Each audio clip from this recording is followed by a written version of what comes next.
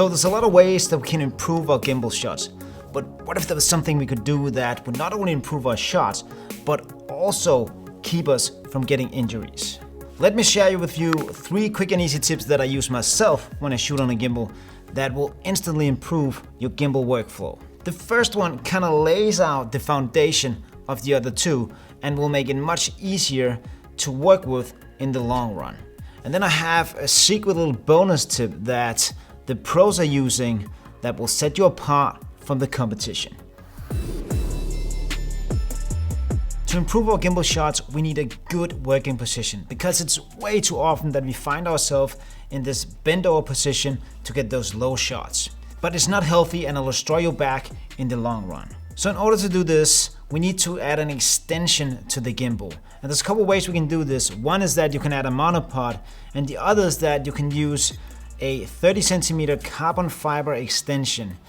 The thing about this is that it's super cheap and it's easy to bring along.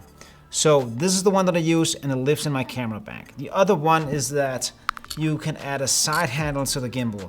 One, it adds stability, and the other is that it'll come in super handy for the next tip. So now that we've added the extension to the gimbal, we don't have to bend down to get those low shots. So instead, what I do is that I just point the gimbal down and I use the extension to rest on my forearm. Then I can simply do this shot like this. Super easy, walk forwards and backwards. But it's not the best way because the motor configuration is in a bit of a weird position. So normally what I do is that I invert the gimbal. And now we have to double click and triple click.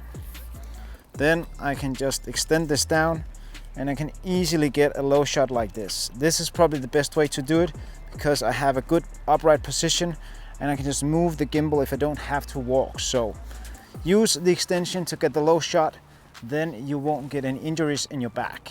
But just be aware of that. Some gimbals work better than others in this mode.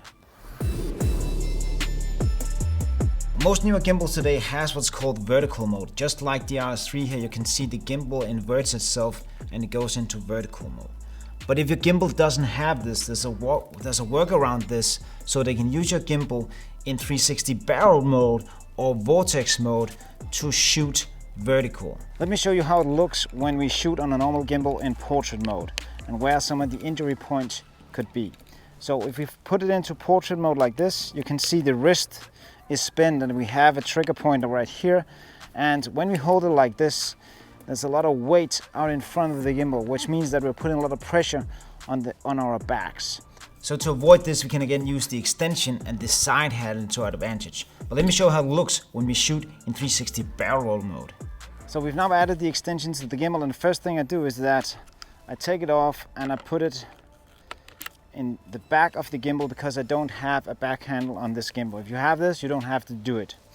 So what we do is that we put the gimbal into 360 mode, we point it down and we spin the gimbal so that it goes into portrait mode like that, and I hold the gimbal on the top handle, and then we use the extension and the tripod as a pendle.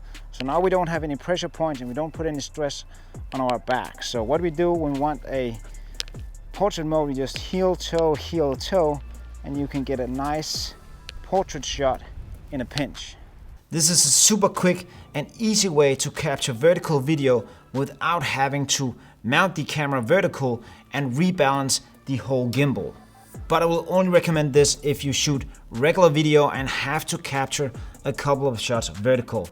If you're planning on shooting a whole day or longer takes with your gimbal in vertical mode, I recommend that you mount the camera vertical and shoot in the upright mode. To keep a smooth and steady gimbal shot, you need to become one with the gimbal. It's just like watching someone dancing a ballet, a beautiful choreographed act. And to achieve this, there are 2 things that we can do. First, we have to adjust the settings on the gimbal because the default settings that you get from the gimbal straight out of the box might not fit your shooting style or your camera setup. So I always recommend that you change the settings on the gimbal so that the gimbal will react more smoothly and slowly to your movements, so that we can get rid of that robotic look that we sometimes get when we shoot on a gimbal. And the next thing is that you need to move the whole body and not only your arms when we shoot on a gimbal. You need to feel like you're dancing with it when you operate the gimbal. That's what I do, and it works so well. So keep that in mind. You need to float. You need to get the things flowing when you shoot with a gimbal. So just move in one motion with your arms and your body so that you will keep the gimbal in motion at all times. This way you will get a super steady gimbal shot. And then to the last bonus tip that I promised you in the start, but you have to promise me you don't tell anyone because they will kill me if they find out I told you. Listen carefully because this will change your footage forever. Yes, we are talking gimbal wheels. Adding a set of wheels to your feet will make you stand out from the crowd, and it will take your gimbal shots from looking good to looking freaking amazing. And this is what all the pros does. And if I can get on my Segway, I will always do it. Because it's just one of those small things that makes a huge difference. But you don't need to have a Segway. You can use anything. This is just my weapon of choice because it's super easy to learn and it balances itself once I don't use it. This is how I use the Segway, and of course safety first, so I have the Segway clipped into a leash. So all I do is I get up the Segway and I don't have to think of walking. Now we can just record and get the smoothest shots possible. And you can see it follows me where we're going. We can go fast and I can go slowly. And again, this is where the extension comes in super handy. If we wanted a low shot, we can bring the gimbal down and we can roll on and get a nice smooth low shot like this. And you can see it follows me wherever I go. And I can do all the moves I want. If we wanted a chip shot, you can see we can take it from low and we can bring it all the way up high. Right there. And if the Segway should run for me, it won't go any far because I have it on a leash and it comes back to me. So this is how all the pros does it. And if you haven't tried it and you want the smoothest shot possible, you should try the Segway.